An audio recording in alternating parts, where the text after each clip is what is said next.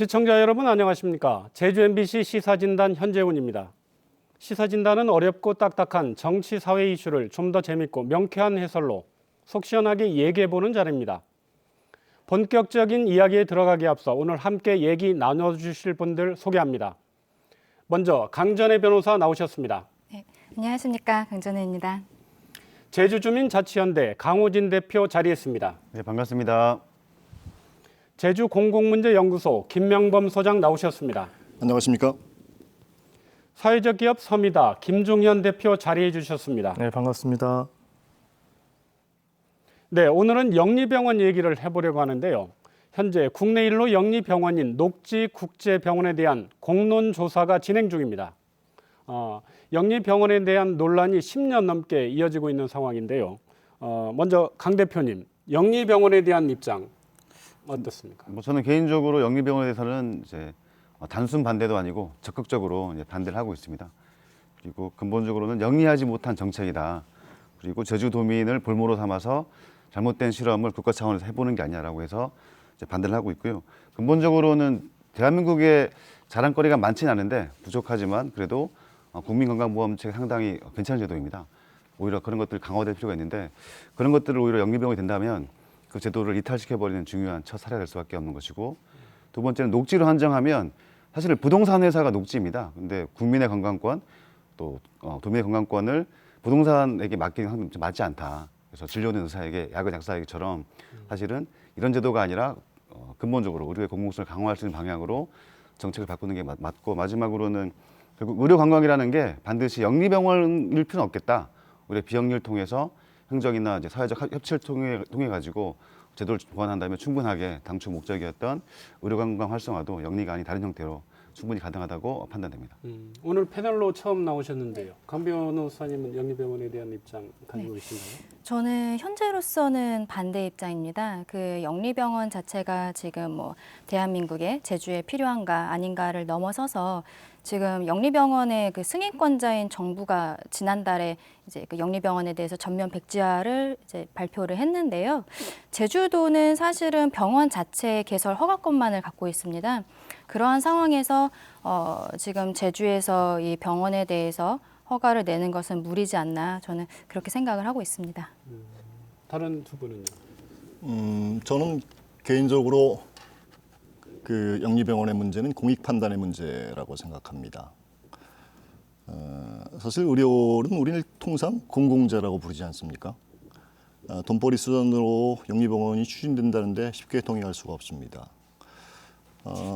사회적으로 시장의 그 분배 기능이 원활하게 작동하지 못할 때 아시다시피 사회보험이나 사회복지라는 것을 통해 가지고 보완합니다. 영리병원이라는 것 자체가 우리 사회를 떠받치고 있는 건강보험 당연증자와 같은 공공의료 체계 자체를 순식간에 허물어 버릴 수 있는 그런 신호탄이 될 수 있다는 측면에서 심히 우려스럽지 않을 수 없습니다. 말씀처럼 사실 제주도가 특별자치도 시작하면서 6+1 핵심 산업 안에 의료가 포함되었었는데 오랜 시간, 영리병원 논란이 한 12~13년 흐르는 시간 동안에 시간도 오래됐지만 주민들의 의식과 생각도 많이 달라진 것 같습니다. 제주도가 어떻게 갈 것인가에 대한 큰 그림 속에 영리병원 문제는 종지부를 찍어야 되지 않겠나 이렇게 생각이 됩니다. 네, 아무래도 이제 제주도에서만 이 논란이 촉발된 배경도 우리가 좀 살펴볼 필요가 있는 것 같은데요. 이렇게 영리병원을 가지고 초기에 우리가 찬성했었던 하는 분들이 얘기했던 주장들은 이런 거였습니다. 일단은 의료가 발전하려면 산업화될 필요가 있고 그래야 대규모 투자가 일어난다. 그러려면 당연히 이익을 투자자가 가져갈 수 있는 영리병원이 필요하다는 논리였고요. 근데 이런 논리는 이제 그 미국의 마이클 무어의 시코라고 하는 다큐에서 미국의 그 영리병원 문제들이 좀 국민들에게 잘 전달됨으로써 그런 기대치는 사라진 것 같습니다. 두 번째는 이제 산남 지방에 좀 좋은 의료시설이 와야 되는데 공공의료는 안 되니 영리병원이 그러한 기대치를 좀 만들 수 있었던 얘기가 있었는데요. 지금 추진되고 있는 녹지병원 자체가 일본 공공의료 상관없는 성형외과라든가 피부과 중심의 의료 시설입니다. 그래서 이런 부분도 제주도에서는 이제 더 이상 유효한 논리는 아닌 것 같습니다. 마지막으로 남아 있는 게 이제 중국인들을 끌어들여서 의료 관광이라든가 이제 아니면 투자 유치를 할 수 있다라고 하는 논점인데요. 말씀하셨던 것처럼 이제 투자 유치라고 하는 방법으로 우리의 공공의료를 무너뜨릴 만한 이제 방법을 우리가 선택해야 되는가, 이게 과도한 방법이지 않을까라는 생각이 좀 들고요. 이제 전국적으로는 이제 영리병원 문제가 거의 이제 논란의 종지부를 찍고 있는데, 이 제주에서도 이제 투자 유치의 방법에 대한 재점검과 함께 이 영리병원 문제가 이번 공론조사를 통해서 정리될 수 있기를 기대합니다. 네. 그 공론조사 얘기하기에 앞서서 어쨌거나 제주 녹지국제병원에 대한 그 승인이 박근혜 정부 때 보건복지부 장관이 승인된 사안이거든요. 문재인 정부 들어서서 반대 입장을 밝히긴 했지만 쉽게 생각하면 정부 차원에서 2015년에 승인했던 계획을 철회하면은 이 논란이 전혀 없게 되는 거 아닌가요? 어떻습니까? 예, 저는 그게 맞는 방향이라고 생각을 합니다. 기본적으로 이제 제주특별자치도법에 이 영리병원에 대한 규정이 있는데요. 그거를 보면은 이제 뭐 마치 제주도에서 그 보건의료정책심의위원회 심의를 거치면은 영리병원을 개설을 할 수 있는 것처럼 병원 개설 허가를 내줄 수 있는 것처럼 되어 있지만, 사실은 그 사망의 후단을 보면은 그 이전에 심의 이전에 이제 보건복지부 장관의 승인을 받아야 된다는 내용이 있어요. 저 개인적으로는 이런 내용도 제주특별자치도법의 좀 한계가 아닌가 이렇게 생각을 하는데, 지금 승인권자에 우리가 심의를 하기 전에 그 전에 승인을 받아야 되는 승인권자 보건복지부 장관, 정부에서 지금 이 전면 백지화를 하고 있기 때문에 사실은 정부에서 책임을 지고 기존에 내줬던 2015년에 내줬던 승인을 처리하는 것이 맞지 않나, 저는 그렇게 생각을 합니다. 이어서 좀 말씀을 드리면, 결론적으로 이제 문재인 정부가 겉으로는 영리병원은 안 된다라고 하셨지만 실제로 행정 행위는 그 2017년 12월에 보면은 도에다 공문을 보낼 땐 정확하게 영리병원에 대한 이제 신중한 판단이 요구함 이렇게 보낸 게 아니라 결론적으로는 도청이 알아서 하세요라고 보냈거든요. 그러다 보니까 자신들의 정책을 책임 있게 집행 못하고 그 책임을 도에 떠넘겨 버리다 보니까 결국 이까지 온 게 아닌가, 이런 말씀 좀 드리고 싶습니다. 결국은 정부가 떠넘긴 게 제주도지사. 제주도지사는 또 그걸 도민들한테 떠넘겨서 지금 현재 네, 공론조사 9월, 과정. 네. 9월 중순에 예상되는 공론조사 결과, 이런 근데 아주 이제 아이러니한 상황이 됐네요. 지역적으로는 그렇지만 사실 아시다시피 이 영리병원의 문제, 의료 산업의 문제는 사실 성장 가능성이 되게 높은 그 우리 국가 차원에서의 먹거리 성장 산업으로 채택된 지가 사실 정권이 바뀌었더라도 일관되게 유지되고 있는 건 맞습니다. 그렇습니다. 참여정부 이후에 시작된 이 의료 산업 활성화에 관련된 부분에 있어서 국가가 무엇으로 먹고 살 것인가에 대한 부분에 있어서 대단히 중요하긴 합니다만, 문제는 결국은 이제 우리가 지금 이렇게 주장하는 것처럼 지방 분권 시대가 도래하고 있는데, 문재인 정부에서도 분권의 의지가 강한 것으로 알고 있습니다만, 현실적으로 영리병원의 허용의 문제는 의료 산업의 활성화의 문제, 그리고 4차 산업혁명 시대에 그 경계가 무너지는, 산업 간의 경계가 무너지는 상황 속에서 국가 단위에서 어쩔 수 없는 상황들이 분명히 있을 것이다. 근데 다만 결국은 지역의 문제, 지역이 국가 발전을 위해서 희생하고 그에 대한 보조를 맞추는 것은 당연하지만, 말씀처럼 두 분의 말씀처럼 국가가 내려야 할 정책적 판단을 그 지방자치단체인 제주도의 위임이 아니라 회피하는 형태로 보여주는 것은 적절한 초소화는 아닌 것 같다, 이렇게 생각이 됩니다. 하지만 개인적으로는 이런 생각 좀 들고 하거든요. 그러니까 우리가 이제 특별자치도 얘기하면 권한을 줬는데 권한을 행사하지 않으려고 하는 경우도 많고, 권한이 없는 거는 권한을 달라고 요청하는 경우도 많거든요. 그래서 저는 이번 과정이 그 전후 과정이 어떻든 간에 일단은 도와 도민들 사회로 이 문제가 넘어온 이상 도민들이 심화된 수기 민주주의를 통해 가지고 이 문제에 그 결론을 낼 필요가 있습니다. 왜냐하면 중앙 정부는 또 언제든지 정권이 또 바뀔 수 있거든요. 그때마다 이 논란을 우리가 도민 사회가 반복할 이유는 없다고 봐요. 그러니까 제주 사회가 과연 그 투자 유치를 목적으로 하는 영리병원을 허용하는 것들을 우리가 받아들일 거냐 말 거냐의 문제들은 도민 스스로 명확한 결론을 낼 필요가 있다고 생각합니다. 그래서 좀 적극적으로 생각한다면 이제 중앙정부가 얄밉긴 하지만 좀 적극적으로 생각한다면 도민사회가 그걸 좀 적극적으로 받아들여서 이 문제를 최대한 심화시켜서 집중적으로 논의해서 우리가 왜 이거를 반대하는지 아니면 찬성한다면 왜 찬성하는지를 명확히 규정해 볼 필요가 있다고 생각합니다. 김 소장님, 그럼 공론조사 어떤 형식과 내용으로 해서 진행이 됩니까? 지금 발표된 것만으로는 공론조사 그 업체가 선정이 되었죠. 아마 공론조사의 시작을 알리는 것은 대략 3,000명 정도의 전화 여론조사를 통해서 패널을 설정할 겁니다. 한 200명 정도의 참가자를 모집을 하고 이 참가자들에게 기본적으로 정책 자료집, 수기경 자료집이라고 합니다만 정책 자료집을 배부를 하게 되고 그리고 그 분임 토의를 하고 또 전문가 토론회 이런 것들이 과정을 통해서 하게 됩니다. 주목해야 될 부분은 이 공론조사라는 것은 사실 공공자문의 한 영역 한 부분입니다. 근데 이제 여론의 합의를 이끌어내기 위한 것이 아니라 유도하는 것도 아니고 기본적으로 정책을 판단하는 기초자료로서 활용된다는 것입니다. 중요한 것은 이게 우리 지역 내에서 첫 사례라는 것이죠. 공론조사가 진행되는 것이.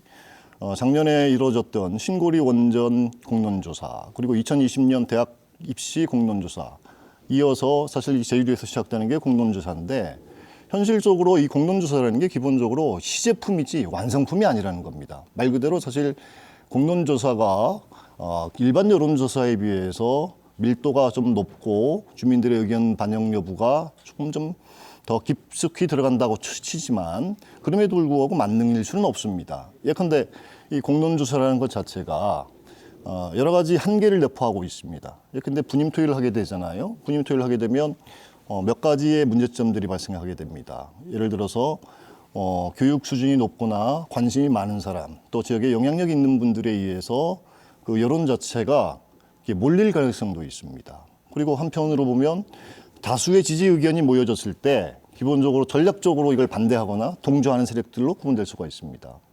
또 어떤 측면에서 보면 찬반이 극렬할 때 이 공론조사 방식을 사용하게 되는데 이렇게 되면 사실은 의견 자체가 양극화될 수 있습니다. 미리 가보면 공론조사 이후의 상황들을 예견해 보면 사실 지금 우리 지역사회에서 한 70% 정도 이상 대다수 도민들이 이 영리병원에 대해서 반대 입장을 표명하고는 있습니다만 어쨌든 결과가 나와봐야 되겠지만 예측 가능한 시나리오가 찬반이 비등하게 엇갈렸을 때 아니면 조건부의 결과를 알고 이 결과가 나왔을 때 그러면 그 권고안 자체가 9월 말에 나오게 될 9월 중순에 보고가 될 권고안에 대해서 원도적으로 어떤 정책적 판단을 해야 될 것인가 이게 저 관건이 아닌가 싶습니다. 공론조사 관련해서요. 사실은 2015년에 제주도에서 정부에 영리병원 그 신청을 했거든요. 2015년 그 정부에 신청하기 전에 도민들의 의사가 궁금하면 사실은 그 당시에 도민 여론을 알아봤어야 하는 게 아닌가. 이 시점에 시기의 적정성의 문제. 또 하나는 원전 공론조사하고 지금 현재 교육부에서 추진 중인 대입제도 개편 공론조사는 시민 참여단 규모가 500명 정도 돼요. 저희들은 지금 200명으로 계획이 돼 있는데 이 대표성 부분에서 결과가 나오더라도 좀 그 동의에 좀 약해지지 않을까, 동의하는 분들이 좀 적어지지 않을까, 이런 우려에 대해서는 어떤 입장 내립니까? 저는 개인적으로는 일반 여론조사에 비해서 공론조사가 갖고 있는 장점 중에 하나가 무선 표집을 합니다. 아까 핸드폰을 통해 가지고 여론조사를 방식을 통해서 지역과 그리고 연령과 찬반 여부를 묻게 됩니다. 그 속에서 다양한 의견 집단을 갖고 참여자들끼리 분임 토의를 하게 되는데요. 사회자께서 지적하신 것처럼 이 대표성의 문제는 사실 결국은 이 조사 결과의 신뢰도와 직결되는 것 아닙니까? 결국은 지금 칸타타라는 업체가 공론조사를 진행을 하게 되는데 엄격하게 사회과학 방법론에 입각한 조사의 설계 그리고 이제 향후 발생될 수 있는 그 예상 가능한 결과까지도 검증을 통해서 설계가 이루어지고 이게 진행되어야 그 결과에 대해서 도민사회 그리고 이제 국가 차원에서 그리고 이제 도정에서도 이런 것들이 이제 신뢰감을 잊고 끌고 갈 수 있는 계기가 되지 않겠나 보여집니다. 바로 그 지점이 지금 이번 공론조사의 문제점인 것 같습니다. 지난번 그 신고리 공론화위원회 같은 경우에는 공론화위원들이 있었습니다. 그래서 각계 추천을 받아서 그 다음에 찬성 반대 단체들의 입장도 받아서 위원을 선정했고요. 그뿐만 아니라 각각 세부 영역의 조사 방법이라든가 과학기술적 영역 같은 경우에는 검증을 하거나 자문할 수 있는 자문위원회 또 별도로 구성이 됐습니다. 그래서 그 위원회와 자문단, 그다음에 검증위원회 같은 경우가 활동을 하면서 조사의 신뢰성을 상당히 높일 수 있는 방법들을 찾았는데요. 지금 추진되고 있는 그 영리병원과 관련된 공론화 과정은 특정 업체에게 너무 위임되어 있는 상황이라서 이 신뢰성들을 좀 담보하기 좀 어렵지 않겠나라고 하는 좀 한계가 있고요. 그다음에 신고리 같은 경우에는 워낙 첨예한 쟁점이라서 정말 수차례의 토론회와 이제 방송 토론, 그다음에 지역별 토론이라든가 여러 가지 과정들을 좀 거쳤거든요. 근데 과연 지금 나온 것처럼 서귀포, 제주시에서 한 번의 토론회 정도, 그다음에 집중 토론 정도로 진행되는 과정이 과연 충분한 수기가 됐나라고 하는 거에 대해서도 문제 삼을 수 있을 것 같습니다. 그렇습니다. 사실 이 공론조사를 우리는 통상적으로 수기형 여론조사라고 합니다. 여기서 중요한 것은 수기입니다. 수기를 하기 위해서는 기본적으로 참가하는 패널들에게 정확하고 신뢰도가 높은 자료를 제공해주고 지금 찬성과 반대가 엇갈리는 이 상황에 대해서 냉정하게 입장을 정리해낼 수 있게끔 만들어줘야 됨에도 불구하고 사실 그런 부분에 있어서 어떻게 조사 설계가 되고 있는지 외부적으로 공개된 것은 없습니다. 앞으로 공개되겠죠. 또 근데 다만 더 우려스러운 부분은 말씀처럼 업체에 일임된 공론조사의 방식 속에 시기도 너무 촉박하다. 예컨대 지금 업체가 선정이 되고 당장 7월 31일 날 토론회를 한다고 하는데 일련의 프로세스 과정에 9월 중순까지 도지사에게 권고안을 보고한다고 하면 채 2달 남짓 그 짧은 기간 동안에 12, 13년 끌어왔던 우리 지역사회 국가 차원에서의 가장 큰 이슈였던 이 영리병원 문제가 이렇게 심도 있게 결론을 내릴 수 있느냐 이렇게 초급하게 그런 차원에서의 문제제기 충분히 있을 수 있다고 보여집니다. 일단 제가 업체 대변인은 아닌데 일단 조사 설계의 과정이나 내용들을 일방적으로 업체에 맡겨놓은 건 아니고 어쨌든 그 공론조사위원회가 따로 있습니다. 그래서 변호사님들 포함해서 여러분들이 모여 계신데 그분들이 어쨌든 큰 틀에서의 그 절차와 과정들은 정리가 되어 있다 이런 말씀을 좀 변명 삼아 드리고 대변은 아닙니다만 또 하나는 저는 이제 그 결국은 결정할 답안지가 중요하다고 보는데 굳이 꼭 녹지 영리병원에 대해서 찬반을 꼭 물어야 되냐는 반론도 좀 있거든요. 그 과정에서 잠깐 협의가 된다면 충분하게 제3의 안 예를 들면 녹지 영리병원이 아니라 비영리병원으로 전환을 하되 대신 의료관광 활성화를 위해서 적극적인 지원을 한다. 이 정도로 사실 답안지로 제출해가지고 갈등을 완충시키는 그런 방법도 제가 보기 충분히 있을 수가 있으니까 너무 논의 과정에서 극단적으로 찬반만 물을 건 아니지 않냐라고 좀 주장을 하고 있습니다. 그런데 그렇게 되면 사실 논의를 분산시킨다는 의미에서 사실 좀 바람직하지 않다고 생각합니다. 이미 말씀처럼 지난 6월 20일 그 보건복지부 중앙정부 차원에서 의료 영리화에 대해서는 원천 중단을 선언한 입장에서 제주도가 사실 폭탄 돌리기 하다가 사실 말씀처럼 폭탄 돌리기 하다가 다시 제주도가 이 최종 결정을 해야 되는 상황에 직면한 것 아닙니까? 그렇다면 그 결정의 수단으로서의 공론조사를 채택했는데 예. 이 과정 속에서 기본적으로 찬반을 묻지 않고 제3의 안이 나와서 그걸 우리의 안으로 다시 정부에 올린다고 했을 때 그러면 정부는 그걸 수용할 수 있겠느냐? 일단 약간 오해가 있는데 네.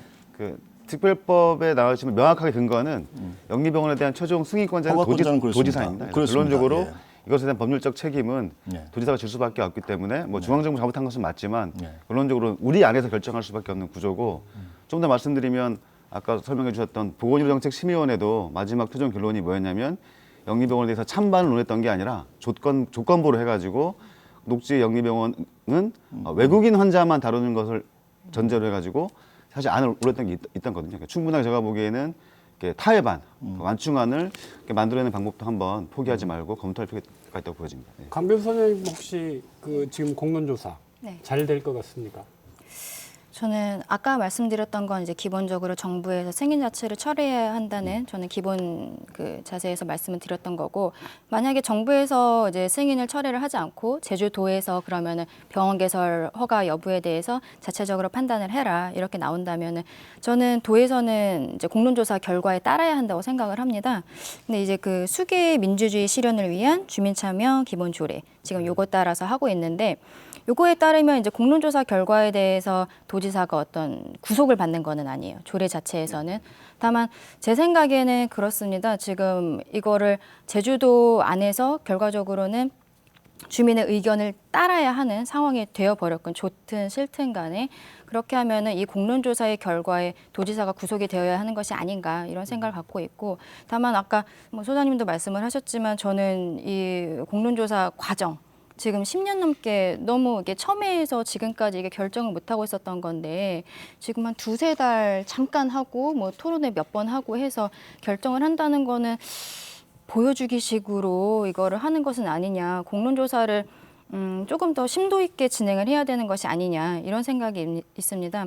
왜냐하면 우리가 사실은 작년 8월에 그 녹지에서 이미 개설 허가 신청이 들어왔고 그게 원래 20일인가 안에 이제 민원 처리를 해줘야 되는데 우리가 그거를 그 녹지병원이랑 동의를 해서 녹지병원의 동의하에 지금 이 결정을 계속 뭐 대여섯 차례 밀어갖고 지금까지 왔다고 알고 있습니다.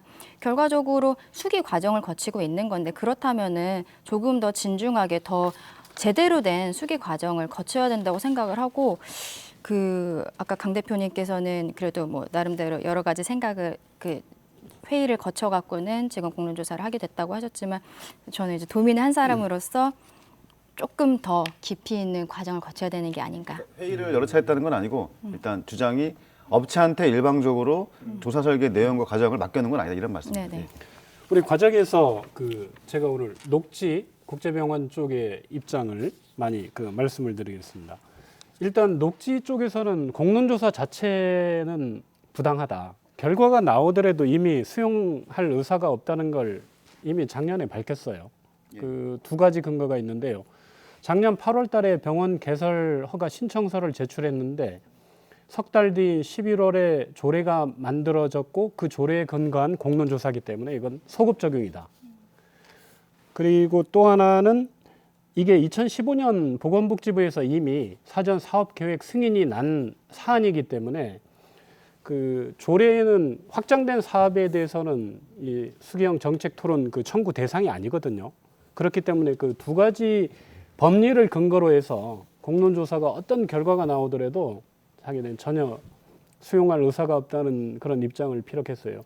법리 면에서 어떻습니까? 저는 이제 첫 번째 부분에 대해서는 그래도 도에서 할 얘기가 있다고 생각을 하는 것이, 조금 아까도 제가 말씀드렸지만 우리가 그 민원 처리 기간을 연장을 할 때 우리가 뭐 일방적으로 도에서 한 것이 아니라 그 우리도 조금 더 생각할 시간이 필요하다 이렇게 해서 그 녹지 쪽에 동의를 얻어서 지금 민원 처리 기간이 연장이 된 것이고, 어떻게 보면은 우리가 그 사이에 또 조례를 제정을 해서 이제 공식적으로 이런 걸 하고 있지만 결과적으로 그 과정이라는 것은 우리가 도민들의 의사를 조금 더 반영을 하겠다, 조금 더 확인을 하겠다는 의사로 우리가 그 민원 처리 기간을 연장을 했다는 것에 대해서는 서로 간에 어느 정도 동의가 있지 않았나 좀 그런 생각이 들어서, 조례라는 것이 11월에 들어왔다고 해서 우리가 지금 이 공론조사를 하는 과정이 좀 문제가 된다 이런 논리는 조금 맞지 않는다고 저는 개인적으로 이렇게 생각을 합니다. 예. 그러면은 공론조사 결과가 나오면 이제 사실은 어떤 경우에 쓰든 도민사회 아니면은 전국적으로 논란이 있을 수밖에 없거든요. 그 시나리오에 앞서서 혹시 그간 이 원희룡 도정의 입장이 바뀐 부분 이거에 대해서 어떤 입장을 갖고 계신지 한 두 분 정도만 말씀해 주시고 그 다음에 시나리오에 따른 향후 이제 예상되는 그런 문제점들 예, 말씀 나눠보죠. 그러니까 뭐 쭉 언론 보도를 통해서 확인해 보면 지사께서 영리병원을 바라보는 시각과 관점이 조금씩 변하고 있음을 확인할 수가 있습니다. 예컨대 2014년도에 당선된 이후에는 그 헬스케어 타운에 헬스가 빠져서 되겠느냐, 오리관광 1번지를 만들겠다 이렇게 이제 입장을 표명해 왔었고, 그러다가 이제 작년 말쯤 해서는 지사께서 이게 사실 영리병원 녹지국제병원이 영리병원 일로로서 신호탄이 되는 데 있어서는 좀 반대한다. 뭐 이런 식의 입장이 다시 또 이 선거 상황이 닥쳐서 3월경에는 기본적으로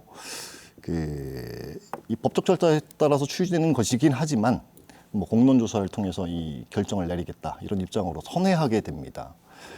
이런 행간의 맥락들을 좀 살펴보면 이해 못할 바는 아닌 것 같습니다. 예컨대 문재인 새 정부가 들어서면서 정부가 갖고 있는 정책적 기조가 의료 영리화에 대한 반대 입장이 분명한다는 것을 확인한 입장에서 일정 정도 자치단체장으로서 중앙정부와의 그 코드를 맞추거나 보조적 입장을 취할 수밖에 없는 건 분명한 것 같고요.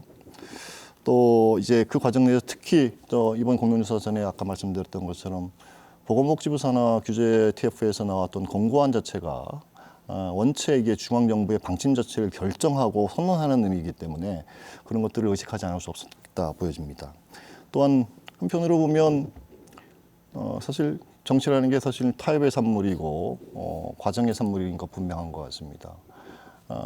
지방선거를 앞둔 상태에서 지사 입장에서 이 영리병원의 이슈라는 것은 단순하게 지역의 미래를 결정하는 것이기도 하지만 재선을 위한 중요한 전략적 판단을 내려야 되는 상황 속에서 이렇게 입장이 선회했다고 보여지기도 하고요. 아울러서 사실 하나만 더 말씀을 드리면 지사는 지금 심정이 되게 복잡할 것이라고 보여집니다. 지사가 생각하는 이번에 조직 개편안의 내용들을 보면 또 핵심적으로 사실 4차 산업혁명 시대에 사실 이렇게 어떻게 우리 먹거리를 가져갈 것인가에 대한 고민의 지점 속에서 영리병원 문제를 어떻게 풀 것인가에 대한 고민도 분명히 있는 것 같습니다. 뭐 일각에서는 이걸 뭐 오락가락한 것 아니냐라고 폄하할 수 있는 문제점이 있긴 하지만 제가 봤을 땐 정책을 판단 내려야 되는 입장에서 보면 너무도 당연하고 복잡한 이해관계와 변수들을 고려해서 이 사항들을 좀 보고자 하는 것 아닐까. 그런 차원에서 공론조사, 폭넓은 도민 공감대를 확보해낼 수 있는 그나마 진일보한 공론조사의 방식으로 이걸 좀 활로를 모색해보겠다. 그런 의도로 저는 해석하게 됩니다. 원지사를 제가 비판하려고 하는 건 아니고 잘 보시면 정책이 상당히 오락가락했습니다. 예를 들면 2015년에 헬스케어 타운 헬스 없다 하신 건 맞는데 결론적으로 2014년 6월 지방선거 때 저희가 또 시민단체가 이쁘게 공문 만들어서 보내줬더니 돌아온 답은 영리병원은 반대였습니다. 원희룡 후보는. 그러면 결과적으로 크게 보면 반대했다가 필요하다고 했다가 또 바뀌었다가 또 최종은 이제 공문서 가버린 거죠. 그랬을 때는 도민들 입장에서는 정책의 최고 결정자인데 그 흐름이 좀 일관되지 않다 보니까 약간 헷갈렸던 게 아닌가. 도민들이 오락갔을 때 그런 근데 상황. 그렇게 얘기하면 사실 그 범위를 좀 넓혀봐야 됩니다. 영리병원 문제와 관련돼서 정권마다 사실 입장들이 다 달랐죠. 예컨대 이제 김태환 도정 시절에는 이제 직을 걸고 강행을 했고 또 이제 우금민 도정 시절에는 사실 이렇게 중단을 선언했었고 물론 남아있는 이제 원도정 입장에서는 이제 재선을 하신 원도정 입장에서는 어떤 정책적 판단을 내릴지 귀추가 주목되는 건 사실입니다만 그만큼 각 도정마다 도정이 지향하는 지향점에 따라서 어떻게 갈 것인가에 대해서 지난한 문제였다라는 건 분명하다 이거죠. 그런 차원에서 사실 이걸 단순하게 정책 결정자가 오락가락했다라고 이제 사실 치부해버릴 수 있는 문제는 아닌 것 같다. 네, 저는 그렇게 알겠습니다. 봅니다. 김 대표님 혹시 공론조사 결과 찬성이 많이 나왔을 경우에 도지사가 과연 허가를 할 수 있을까요? 공론조사 결과 찬성이 예, 찬성이 예. 제가 오차범위 봤을 밖에서 많이 때는 나왔을 때. 이번 공론조사의 좀 특징이 지난번 이제 신고리 공론조사와 좀 다른 경우가 이게 그 당시에는 찬성 반대가 결정이 나면 정부가 책임지고 할 수 있는 상황이었습니다. 근데 이번 같은 경우에는 이미 많이 진행된 부분도 있고 그 다음에 이게 찬성 반대 말고 제3의 대안들을 충분히 논의할 수 있는 구조가 있기 때문에 제가 볼 때는 결정이 나는 순간 이후에 원지사의 정치력의 또 다른 실험대가 될 가능성이 되게 높다고 봅니다. 예를 들면 찬성이 있다고 하더라도 그 반대의 목소리를 어떻게 담아 안을 것이냐, 그걸 어떻게 조율할 것이냐의 문제가 있을 것 같고요. 반대가 결론이 난다 하더라도 강원희 대표님이 얘기했던 것처럼 비영리 법인으로서 운영하는 방안이라든가 제3의 방법들이 있을 거거든요. 그러니까 만약에 찬성이라고 나오면 이러한 그동안의 논리에서 이런 부분이 있을 것 같습니다. 일단은 외국인만을 대상으로 해야 된다. 그리고 외국 자본이 명확해야 된다. 그리고 운영 주체가 외국에 의해서 이루어져야 된다라고 하는 것이 필요하고요. 그 과정에서 지금 제도적으로 불비한 것들이 있습니다. 이게 뭐 그것들 지키지 않았을 경우에 처벌 조항이라든가 뭐 여러 가지 그것들을 이렇게 다시 제대로 원상복귀할 수 있는 방법들이 없거든요. 그래서 이제 만약에 찬성이 한다고 하면 우려되는 문제들 해결할 제도적 개선들을 하고 나서 실행을 해야 될 거고요. 만약에 반대가 난다고 하면 말씀하신 강윤 대표님 얘기하는 것처럼 비영리 법인이라고 해서 의료 관광을 못 하거나 중국인들이 와서 진료를 못 받거나 이런 문제가 아니거든요. 그러면 비영리 법인에서 운영되는 방안에서 합리적인 절충점을 찾는 것, 뭐 이런 것들이 원지사가 풀어야 될 과제, 정치력의 문제 아닌가 생각합니다. 강 변호사님 혹시 반대가 많이 나왔을 경우에 네. 도지사는 뭐 단호하게 좀 어렵다 얘기하면 네. 녹지국제병원 쪽에서 짐 싸고 갈 가능성은 없습니까? 포기하고? 소송하겠죠. 아 그래요? 그리고 지금 이 병원 개설 허가 자체에 대해서 지금 제가 조례를 좀 찾아봤는데 이제 특별법에서 영리병원 만들 수 있게 하고 거기에 대해서는 우리 제주특별자치도 보건의료 특례 등에 관한 조례에서 어떤 경우에 이제 개설 허가를 해줄 수 있는지에 대해서 요건이 있습니다. 근데 이 요건을 보면은 그 어떤 절차적인 것들, 뭐 시설에 대한 것들, 뭐 자본에 대한 것들 이런 것들이 있고 정책이 변경이 되었다고 해서 뭐 허가를 안 해줄 수 있는 내용은 없어요. 사실은 요건 자체는. 근데 다만 개설 허가의 요건을 다 갖추었을 때 도지사가 그렇다면은 뭐 반드시 허가를 내줘야 되느냐? 그것은 또 아닙니다. 이 조례상으로는 요건을 다 갖췄을 때 도지사는 뭐 개설 허가를 해줄 수 있다. 이렇게 되어 있는 상황이어가지고 사실 저는 조례 내용을 보면 조금 애매해요. 요건은 뭐 어느 정도 다 구비가 된 것 같은데 그럼에도 불구하고 우리가 불허를 만약에 하려면은 지금 공론조사에서 아까 반대 나왔다는 것 같고서는 이게 과연 불허의 사유가 될 것인가 좀 그런 생각이 들고 그런 경우에는 이제 녹지에서는 당연히 이제 소송이 들어올 것이라고 저는 생각이 되는 거죠. 강 대표님 혹시 일단 녹지가 소송하면 저희도 소송할 계획이 있습니다. 왜냐하면 녹지그룹도 어쨌든 영리병원 문제하고 드림타워 문제 등을 빌미로 해서 저희가 주장하는 건데 어쨌든 원희룡 지사님과 함께 공개적으로 기자회견을 통해서 500억 정도의 수출 약속한 바가 있습니다. 근데 저희가 확인해봤지만 현재 500억 중에 1억 6천만 원 정도 수출해줬거든요. 저희가 보기엔 대도민 사기이기 때문에 좀 녹지가 소송하면 저도 맛으로 해가지고 대응해가지고 이 부분도 저는 분명히 책임을 물을 것입니다. 예. 두 번째는 조례 관련해서 사실은 이제 최종 승인권자는 지사하긴 많은데 그 조례 앞단에 보면 그 의회 투자에 논란이 없을 것이라든 여러 가지 장치들이 있기 때문에 만약 뭐 도민들이 결정해서 반대 의사가 많았는데 네. 도지사가 승인을 취소하고 이에 대해 소송이 되었을 때는 내가 보기엔 충분하게 법률적 대응은 가능한 것이 아닌가라고 좀 판단하고 있습니다. 우리 김 소장님 반대 지금 그 나와 있는 지금까지 나온 그 도민 여론조사하고 비슷하게 결과가 나와서 반대가 많이 나왔어요. 원지사 어떤 선택을 할까요? 전 뭐 제가 원지사가 아니기 때문에 원지사가 어떤 판단을 내릴지 그걸 예단할 수는 없을 것 같습니다. 다만 저도 사실 우려되는 부분 중에 하나는 이건 사실 지역의 현안이면서 국가적 현안이라는 것이죠. 그런데 이제 그간의 의료 영리화를 줄기차게 요구해왔던 재계단체들과 그리고 이제 저희 그 의료 산업 자체를 미래 성장 가능성이 있다는 이유로 더 키우고자 하는 근데 사실 지금 우리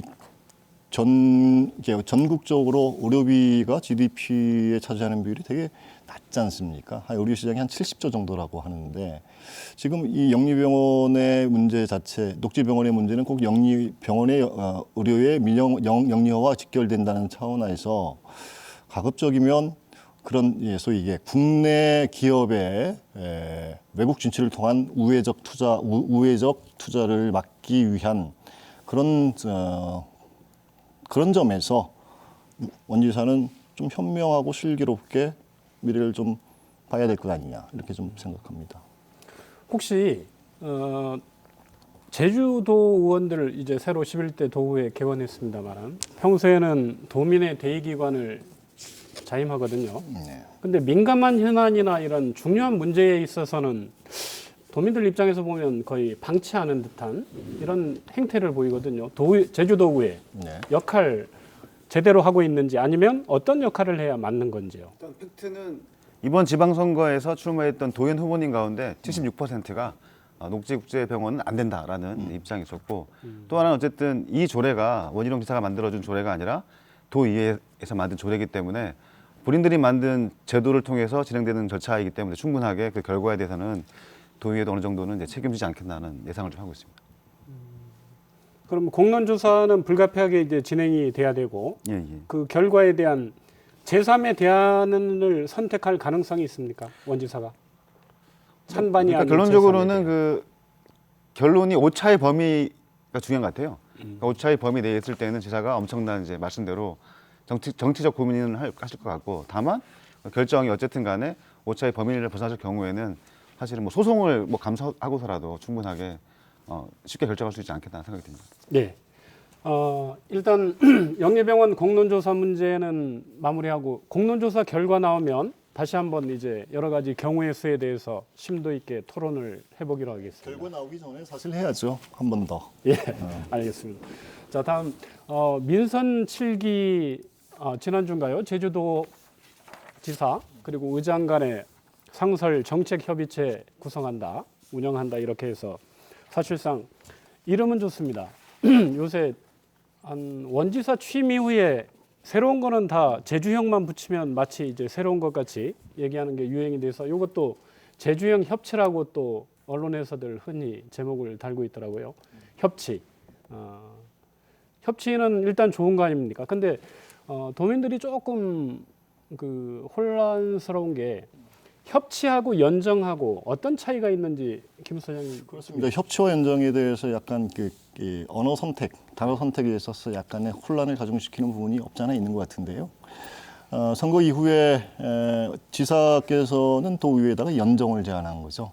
그리고 이제 그걸 역제안해서 협치를 의회에서 제안을 했던 것이고, 연정이라는 것은 기본적으로 당이 서로 달았을 때 연립정부를 구성하는 것을 연정이라고 하는 것이고, 협치라는 것은 통치에 반대되는 개념이기 때문에 이를 풀어가는 과정 내에서 정책 결정 과정, 집행 과정 속에서 충분하게 이해 당사자라고 할 수 있는 의회나 그리고 이제 시민단체나 전문가, 주민들을 포함시켜서 이를 풀어가는 과정, 거버넌스라고 하는 것이죠. 근데 이제 이 과정 속에서 어떻게 보면 이걸 협치로 표현하는 것이 맞느냐. 예컨대 의회 역시 거버넌스의 한 파트너일 뿐인데 협치로 가는 것이 맞느냐? 이건 좀 이제 조금 더 이제 지켜봐야 될 대목이라고 보여집니다만, 저는 오히려 이제 지금 현재 선거 이후의 상황들이 도정과 의회의 관계 설정을 하는 허니문 기간이라고 좀 보여집니다. 근데 지금까지 주민들은 의회에 대한 비생산적인, 의회와 도정에 대한 비생산적인 토론, 뭐 소위 정쟁으로 치닫고 뭐 싸움만 하는 그런 모습에 대해서 불신과 냉소를 보냈던 거 아닙니까? 조금 더 좀 협력과 대화를 통해서 소통 많이 해서 진정 도민의 뜻을 받들 수 있는 구조를 만들어 달라는 그런 의지를 의회와 도정이 갖고 있다라고 정도 좀 보면 될 것이 아닌가 싶어집니다. 근데 이제 이 차원에서 봤을 때 저는 개인적으로는 사실 지금 흐름 자체가 일각에서 얘기하는 것처럼 이게 과연 어떤 도지사도 그렇고 도의회 의장도 그렇고 서로의 이미지를 좀 포장하기 위한 수단으로 활용하는 것 아니냐, 충분히 일리 있는 편이라고 보여집니다. 중요한 것은 이건 정치적 수사가 돼서는 안 되고, 이런 협치의 실험 자체가 어떻게 보면 학기초 시험을 봤을 때 제가 봤을 때는 한 80점 줄 수 있을 것 같은데, 중요한 것은 그게 아니라 중간고사, 기말고사 점수가 과연 조민들이 후하게 줄 것이냐, 그 대목을 염려하고 염두에 두고 이 협치의 분위기의 흐름들을 또 보다 더 생산적으로 만들어나기 위한 함지적 노력들을 경주해야 된다고 생각합니다. 뭐 이제 이 문제를 좀 정리하려면 그 협치하고 연정의 차이에 대해서 다시 한번 우리가 좀 짚을 필요가 있는 것 같아요. 왜냐하면 제주가 되게 특수한 상황이라서 그렇습니다. 말씀하신 연정이라고 하는 정당 간의 이제 그 타협과 협력의 산물이거든요. 그런데 이제 원희룡 지사님이 일단 무소속으로 이제 당선이 됐고, 이제 도의회는 민주당이 지금 장악한 상황입니다. 그럼 이게 연정이 된다면 공식 파트너는 도의회 의장이 아니죠. 연정이 된다면 도당위원장이 돼야 될 겁니다. 그래서 민주당 전체와 원희룡 지사가 협력하는 방법에 대한 것들을 고민을 해야 되죠. 그리고 이제 그러니까 협치라고 하는 걸로 가면 도의회도 당연히 파트너죠. 이게 도민이 뽑은 분들이기 때문에. 그래서 도지사와 도의회와 그다음에 좀 더 말씀하셨던 것처럼 좀 더 다양한 이해관계자들이 좀 포괄되는 형태의 새로운 구조를 만들어내는 이 두 가지가 좀 구분될 필요가 있을 것 같고요. 그래서 이 두 가지를 동시에 저는 추진할 필요가 있다고 생각합니다. 그래서 원희룡 지사가 이렇게 정당인 민주당에 대한 이제 요청, 그다음에 민주당 차원에서도 이에 대한 정확한 자기 입장을 드러낼 필요가 있고요. 그다음에 협치라고 하는 부분들은 의회와 지금 이제 김태석 의장이 취임사에서도 도민주권 시대를 얘기했거든요. 그래서 협치의 가장 기본은 도지사와 도의회가 어떻게 그 협의해서 뭔가를 하겠다는 것이 아니라 도민들이 제대로 된 주권을 돌려주기 위해서 도민들의 참여 공간을 얼마큼 확대하느냐에 따라서 협치의 결론이 날 거거든요. 그래서 이제 협치를 도지사와 도의회로 한정돼서 바라보는 것들을 좀 극복할 필요가 있다. 이렇게 얘기할 수 있을 것 같습니다.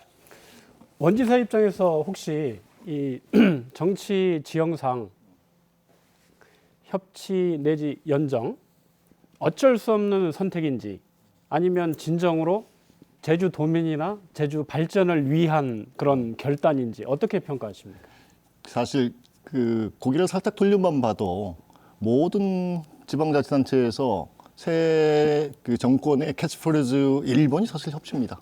그리고 이제 소통, 두 번째 나가는 게 협치 소통이죠. 그만큼 전체적인 트렌드 자체가 분권화되는 과정 속에서 주민들의 권력을 오롯이 어떻게 잘 반영될 수 있는 고민의 지점들이 분명 있다. 라고 보여지고, 다만 이제 사회자께서 말씀하셨고 또 우리 김 대표께서 말씀하셨던 것처럼 그럼 이 협치를 제대로 생산적으로 만들 수 있는 구조를 어떻게 만들 것이냐에 나와 있는 것 중에 하나가 이번에 사실 과시적으로 나타나는 것이 두 가지 아닙니까? 하나는 상설정책협의체를 이제 운영하겠다, 뭐 분기마다 한 번씩 하겠다 이런 것이고, 또 두 번째는 또 역제안했죠. 사실 조직 개편안 자체에 의회에 조직 개선안 자체가 도정해서 그걸 수용을 하고 전격적으로 이제 사급을 하나 더 넣는 이 구조로 지금 편제가 됐는데, 중요한 것은 집행력의 문제인 것 같습니다. 의논만 사실 많이 했다고 중요한 게 아니잖아요. 이게 결국은 정치라는 게 타협의 선물이라고 쳤을 때 그러면 이게 실질적으로 제도화돼서 이걸 풀어가야 되는데, 말씀처럼 협치의 가장 어려운 부분은 다양한 이해관계자들이 모여서 각 쟁점에 대해서 서로 다양한 시각들을 갖고 있기 때문에 이걸 조정하고 타협해내는데 너무 지난하게 오랜 시간이 걸리고 국력이 들어가더라 이거죠.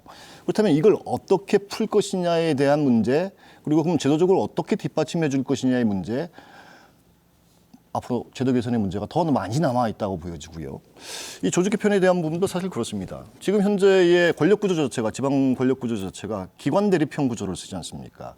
예컨대 강시장 약의회의 구조였다고 쳤을 때 공공섹터 가운데 도정이 차지하는 비 아주 큰데, 위임받은 도민들로부터 위임받은 권력을 행사하기 위해서 강하게 이제 소위 이게 의회가 도정에 그걸 요구하는 부분에 있어서 사실은 어떻게 보면 이게 제대로 이게 도정도 사실은 의회를 눈치를 봐야 되고, 또 그 물론 본질적으로는 이게 주민들 눈치 보는 것이겠습니다만, 과연 이게 기관 대립형 구조 내에서 상호 견제의 감시라는 그 기본 취지를 벗어나지 않으면서 어떻게 과연 협력과 소통이 제도화되고 실질화되고 내면화될 수 있느냐, 이건 사실은 앞으로 조금 더 논의되어야 되고 고민해야 될 부분이라고 생각합니다. 강 변호사님 혹시 뭐 짧은 기간이지만 네. 협치의 진정성 어떻게 어느 정도나 평가를?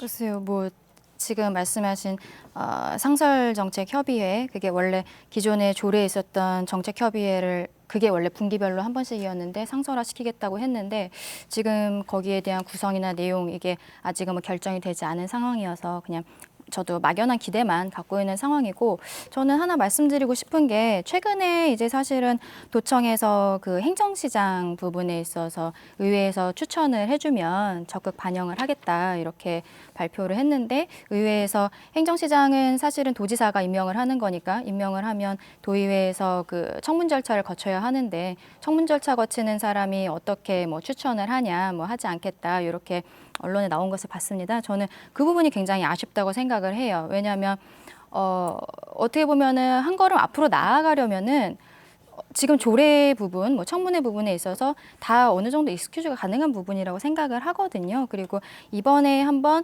추천을 해서 잘 진행이 되면 그 이후에는 사실은 조례 개정을 해서 그 이후에는 도의회에서 뭐 연정 시장이라든지 이런 표현을 해서 그렇게 도의회에서 추천이 들어온 시장에 대한 경우에는 청문 절차를 생략을 한다든지 그 대신 도의회에서 추천을 하는 과정에서의 검증 과정을 어떻게 해야 된다든지 이런 규정들을 넣어서 충분히 보완이 가능했고 한번 시도를 해볼 만한 상황이지 않았나. 아까 우리 소장님 말씀하셨는데 지금이 허니문 기간인데 그 협력과 대화가 제일 잘 되는 시간이 허니문 기간인데 지금 이거를 한번 제안을 했는데 도의회에서 거절한 부분 이거는 저는 좀 개인적으로 굉장히 아쉽게 생각하고 있어요. 일단 그 부분은 솔직히는 이제 도의회가 그 추천할 이슈는 아니라고 저는 개인적으로 생각해요. 그거는 이제 민주당 도당위원회에서 추천해야 될. 왜냐하면 이거는 협치 이슈보다는 연정 이슈에 좀 더 가깝거든요. 그래서 도당이 이 제안을 받고 공식적으로 내부 논의를 거쳐서 가부를 판단해주는 공식적 입장을 바뀔 필요가 있어요. 그걸 하지 않은 상황이기 때문에 이게 다수당이 점유되어 있는 이제 도의회에 또 다른 이제 공이 넘어간 것 아닌가라고 생각이 들고요. 애초에 단추는 도당이 추천을 하고 그것들을 의회에서 또 당연히 적절한 청문 절차를 거쳐가지고 심의를 할 필요가 있다 이렇게 생각이 듭니다. 저도 좀 말씀을 드리면 일단은 이번에 제안된 것은 저는 진일보하다고 봅니다. 그래서 과거에도 보시면 정책 협의가 상당히 중요한 게 예를 들면 친환경 급식 예산도 사실은 당시로 보면은 의회가 약간 반대했던 게 있었는데 결과적으로는 우금민 지사하고 도의회가 정책 협의를 통해서 결정하셨기 때문에 사실은 혜택을 받고 있는 거죠. 그래서 이제 긍정적으로 보고 다만 이제 사실 원희룡 도정 일기에서는 협치도지사는 망했지 않습니까? 그래서 말은 협치였지만 결과적으로 선 정책 결정 후 통보 이런 식이다 보니까 다 망했는데 그래서 이번 기회는 좀 약간 진정성이 있다고 좀 보여집니다. 다만 이제 도의 입장에서도 지금 쟁점이 이제 조직 개편안하고 공약 실천회의인데 저는 선언했다고 해서 무조건 이것들을 도의회가 만세 부릴 건 아니다. 예를 들면 조직 개편안도 보시면 지난번 선거 때 죄송하지만 늘공이 아니고 어공인 분들이 다 짐 싸고 선거 캠프에 오셨거든요. 저는 그런 부분들 과감하게 좀 정리할 필요가 있고 아울러서 과도한 설문보도 축소할 필요가 있는데 무조건 동의할 필요는 없다고 보여지고 두 번째는 김종인 대표님 참여하고 계시는 공약실천위원회도 보시면 다른 분과에 보시면 뭐 이런 것들이 논의되고 있습니다. 이북 5도민 도민에 관한 짓는데 40억도 아니고 400억짜리가 논의되고 있어요. 과감하게 도의에서 저는 충분하게 협치대로 하시되 이런 부분들을 명확하게 딜라는 방식을 명확하게 진단을 해서 아닌 건 아닌 거라고 말씀할 수 있는 게 돼야 되고 두 번째는 사실 협치와 야합의 경계 상당히 이제 애매한데 그 야합의 경계를 협치로 바꿀 수 있는 거는 김종인 대표님 말씀처럼 그 과정에 도민의 참여의 폭을 넓힌다면 어느 정도는 좀 못 만들 수 있지 않겠나라고 좀 생각하고 예, 있습니다. 우리 짧게요. 한 30초씩 해서 진정한 협치의 전제 조건이라고 생각되는 부분 짧게 한 말씀씩. 사실 협치 관점에서 지금 선거 이후의 상황들을 이제 주목해서 본다고 하면 저는 개인적으로 사실 도든 도정이든 의회든 본분에 충실할 필요가 있다. 오히려 그 생각을 합니다. 그런데 이번에 조직 개편안 자체도 좀 아쉬운 부분은 사실은 협치를 한다고 하면 결국은 이 주민들에게 물어보는 방식 자체를 바꿔야 되는 것인데요.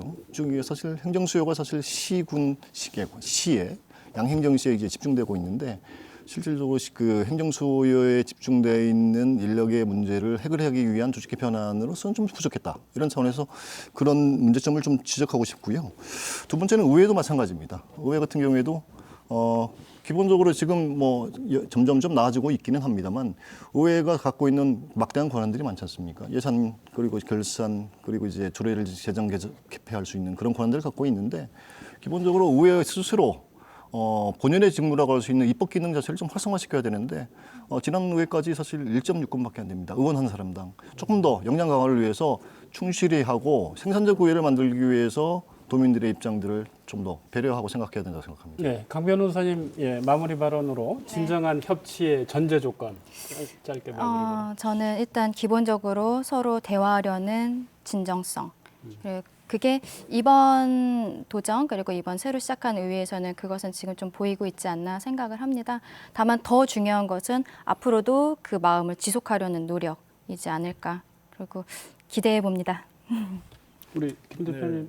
저는 이제 핵심은 이제 도민주권 시대라고 생각이 듭니다. 왜냐하면 그 협치가 논의되고 연정이 논의되는 밑바탕에는 촛불혁명 이후에 더 이상 권력을 권력자들의 임의적인 판단으로 가져가지 않겠다라고 하는 국민적, 도민적 판단이 있는 거거든요.